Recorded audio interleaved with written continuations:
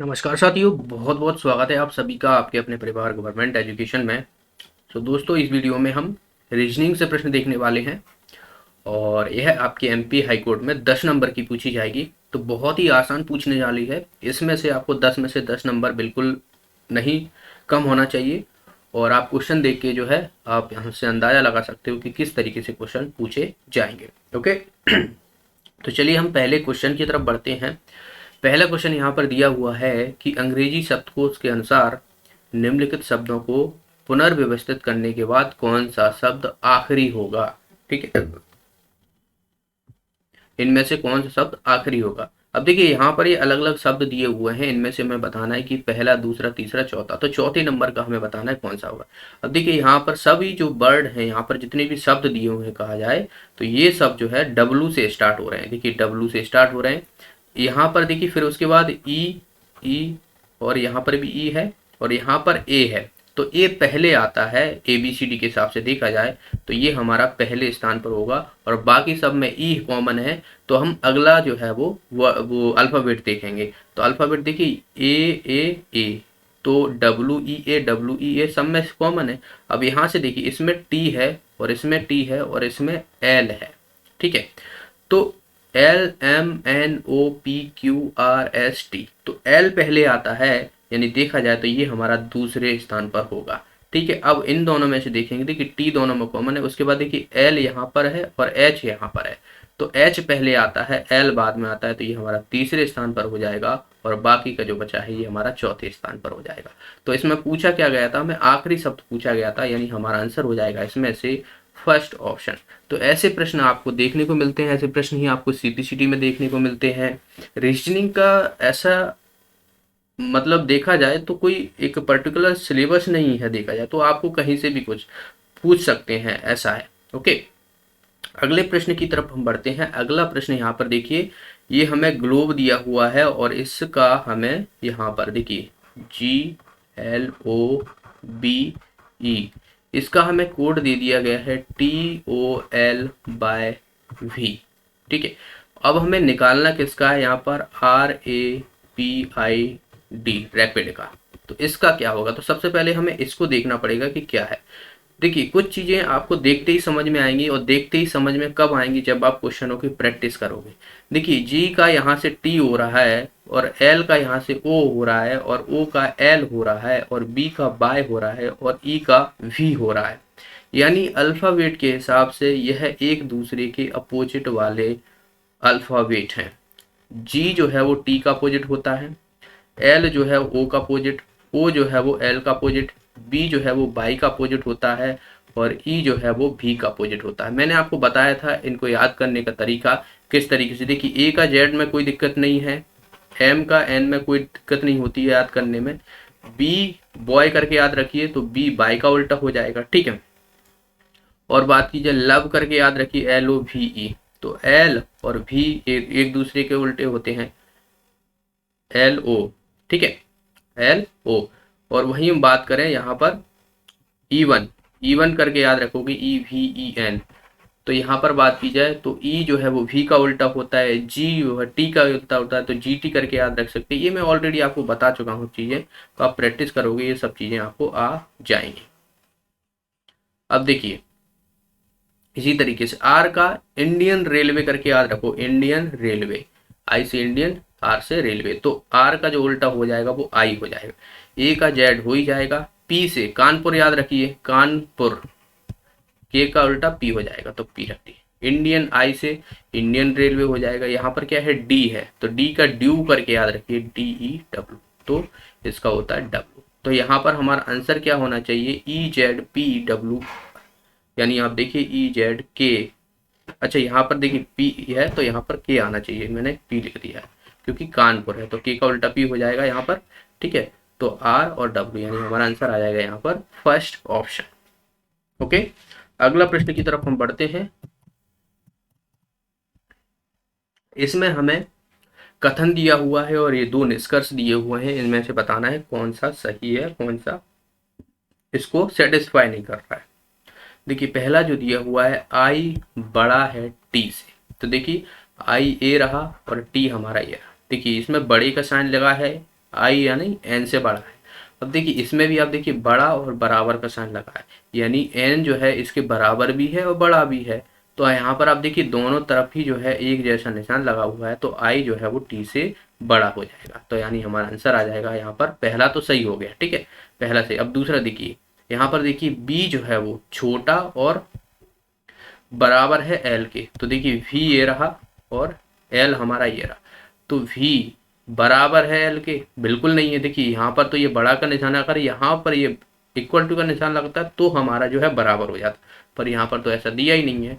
और एल जो है वो बड़ा है, पर एल जो है वो बड़ा तो है पर बराबर नहीं है इसके, तो ये हमारा एक सेटिस्फेक्शन तो कर रहा है पर दूसरा नहीं कर रहा है, तो ये हमारा गलत हो जाएगा। तो यानी हमारा देखिए पहला ही जो है वो निष्कर्ष जो है वो अनुसरण करता है, यानी आप देखिए यहाँ पर आंसर हो जाएगा हमारा पहला। तो इसमें हमें ऑप्शन दिए हुए ABCD, यानी डी ऑप्शन जो है इसका आंसर हो जाएगा। अगला प्रश्न देखिए यहाँ पर, इसमें हमें जो है वो तर्क से बताना है। देखिए 57 का जो है वो 36 हो रहा है, इसी तरीके से देखा जाए तो 72 का क्या होगा। तो पहले हमें इसको सॉल्व करना रहेगा कि इसको देखा जाए तो किस तरीके से। अगर आप इसमें 2 का मल्टीप्लाई करते हो, 36 दूनी 72 होता है, जो कि इसके आसपास भी नहीं है, बहुत दूर हो जाता है। तो हम इनको देखते हैं। देखिए इन दोनों को अगर मैं मल्टीप्लाई करता हूँ 5 और 7 को, तो ये होता है 7 पंजा 35, ठीक है। तो और एक जो है इसमें और जोड़ दूंगा तो यहाँ से देखिए मुझे 36 मिल रहा है, ठीक है। इसी को मैं इसको फॉलो करता हूँ, यही वाली चीजें। तो 7 और 2 का मल्टीप्लाई करूंगा तो ये हो जाएगा 14, और एक जोड़ दूंगा तो ये हो जाएगा हमारा 15। अब देखिए हमारा ऑप्शन में है 15, तो हमारा 15 जो है इसका आंसर हो जाएगा, ठीक है। अगला प्रश्न देखिए यहाँ पर, इसमें हमें ब्लड रिलेशन से संबंधित है। ब्लड रिलेशन में मैं एक चीज बता दूं आपको, हमेशा ही फॉलो करता हूँ, फीमेल को मैं साइन जो है उसके ऊपर माइनस लगाता हूँ, और जो मेल होते हैं उनके ऊपर जो है वो प्लस का साइन लगाता हूँ, ठीक है। तो ये हमेशा ही रहेगा। अब देखिए यहाँ पर सी बी की पुत्र वधु है। पुत्र वधु मतलब होता है जो बहू होती है, ठीक है, पुत्र वधु, पुत्र की बहू। तो यहाँ से आप देखिए, तो सी बी की, तो सी जो है वो बी की पुत्र वधु है, ठीक है। तो ये माइनस लगा दिया भाई, ये इसकी सास हो जाएगी ना, मतलब अगर औरत हुई तो ये सास हो जाएगी, अगर यहाँ पर मेल हुआ तो यहाँ पर ये ससुर हो जाएगा, ठीक है। पर उसके बारे में नहीं बोला गया है तो इस पर हम कोई साइन नहीं लगाएंगे, तो मैं इसी पे साइन लगाऊंगा कि ये तो पुत्र वधु है, तो ये फीमेल है एक तरीके से देखा जाए। आगे बोला गया है जिसकी इकलौती पुत्री डी है, ठीक है, जिसकी इकलौती पुत्री डी है। ये किसकी, सी की नहीं बोल रहा है, ये बी की बोल रहा है। तो जो जो सी बी की पुत्रवधु है, जिसकी इकलौती पुत्री डी है, यानी बी की बोला गया है, तो इसकी एक इकलौती पुत्री है डी, ये, ठीक है।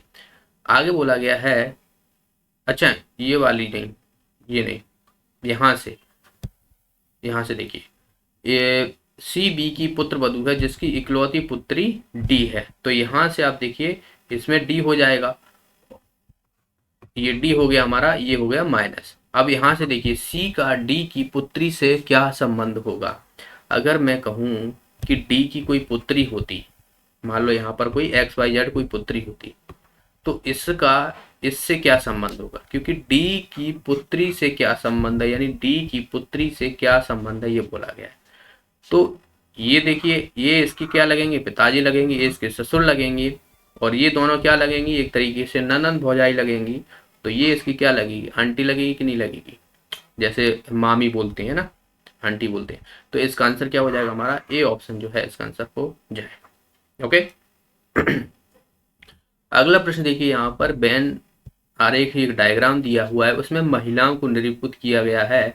देखिए महिलाओं को जो है वो सर्कल से, ये सर्कल में जितनी भी है ये सब महिलाएं हैं जो परियोजना प्रबंधक हैं परंतु इंजीनियर नहीं है। तो प्रोजेक्ट मैनेजर हैं परंतु इंजीनियर नहीं मांगा गया है, इसमें इंजीनियर नहीं होना चाहिए महिलाओं को। अब देखिए इंजीनियर, आप देखिए यहाँ पर ये है रेक्टेंगल, तो ये वाला जो आप देख रहे हो, मैं यहाँ पर इसको कलर दूसरा कर देता हूँ, यानी ये वाला जो आप देख रहे हो ये पूरा, इसके अंदर जितने भी यहाँ पर अंक लिखे हुए हैं ये हमें नहीं चाहिए, क्योंकि हमें साफ साफ बोला गया है कि इंजीनियर नहीं होना चाहिए। तो ये हो गया। अब ये वाला ही आप देखोगे, ये वाला भी देखोगे, ये चीजें, तो ये तो सिर्फ क्या है, प्रोजेक्ट मैनेजर हैं। लेकिन हमें महिलाओं को भी बोला गया, तो महिला इसके अंतर्गत आती है पूरी। और इसके अंतर्गत आप देखिए ये वाली जो बची हुई है यही हमारी जो रहेंगी, वो 6 जो रहेंगी वो रहेंगी ये महिलाएं हैं, और साथ में जो है ये प्रोजेक्ट मैनेजर भी हैं। तो हमारा आंसर क्या हो जाएगा इसका, सी ऑप्शन जो है इसका आंसर हो जाएगा। अगला प्रश्न देखिए, यहाँ पर नीचे दिए गए श्रृंखला में कितनी क्रमिक संख्याओं के युग्म में प्रत्येक के बीच 3 का अंतर है। 3 का अंतर कहा पूछा गया है हमें, 3 का अंतर क्या है। देखिए 9 और 7 में 3 का अंतर नहीं है, 7 और 4 में 3 का अंतर है तो 1 मिल गया हमें, 4 और 3 में 1 का भी अंतर है, इसमें नहीं चाहिए।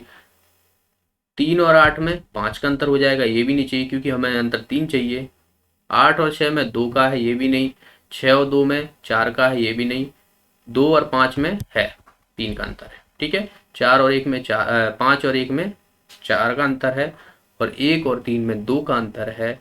3 और 7 में 3 और 7 में जो है वो 4 का अंक है, तो ये भी नहीं चाहिए हमें। 4 और 7 में आप देखोगे यहाँ पर हमें देखने को मिल रहा है 3 का अंतर। फिर 4 और 5 में 1 का अंतर देखने को मिल रहा है, और 5 और 2 में 1 का अंतर देखने को मिल रहा है, तो ये भी हमारा काम कर जाएगा। 2 और 3 में 1 का अंतर है, 3 और 8 में 5 का अंतर है, 8 और 9 में 1 का अंतर है, और 3 और 6 में जो है 3 का अंतर है, तो ये हमारा काम कर जाएगा। फिर 6 और 7 में 1 का अंतर है, और 7 और 5 में जो है वो 2 का अंतर है, तो ये भी काम नहीं करेगा। तो हमारे देखिए 1 2 3 4 5 5 जो है ऐसे युग्म है जिनके बीच में अंतर 3 कहा गया है। तो हमारा आंसर क्या हो जाएगा, हमारा बी ऑप्शन जो है इसका आंसर हो जाएगा। ओके, तो इस तरीके से ये वाला प्रश्न जो है हमें करना था।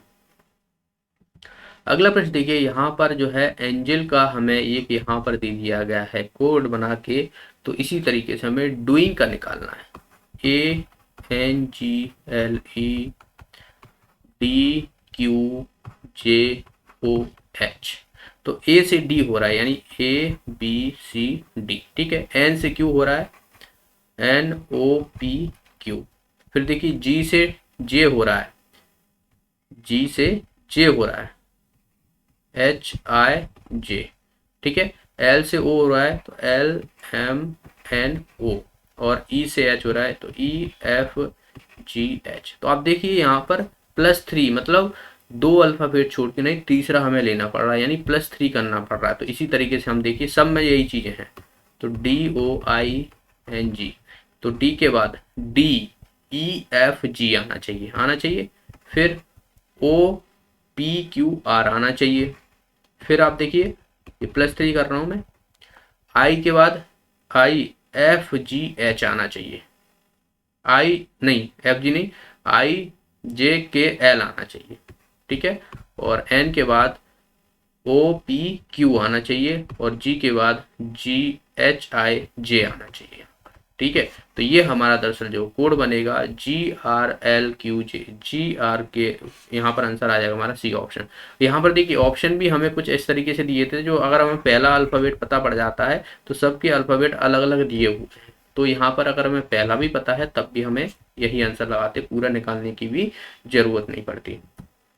अगला प्रश्न देखिए, यहाँ पर इसमें से हमें गलत निकालना है। देखिए 19, 38, 76, 152, 306 और 608।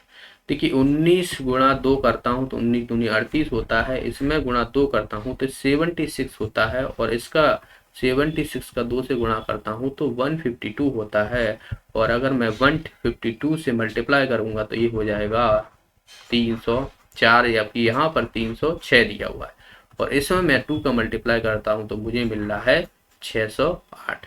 तो यहाँ पर हमारा गलत कौन सा है, ये 306 है। तो हमारा देखिए आंसर क्या हो जाएगा, हमारा डी ऑप्शन जो है इसका आंसर हो जाएगा। ओके, अगला प्रश्न देखिए, यहाँ पर ई बायां, बायां मतलब होता है लेफ्ट साइड, ठीक है।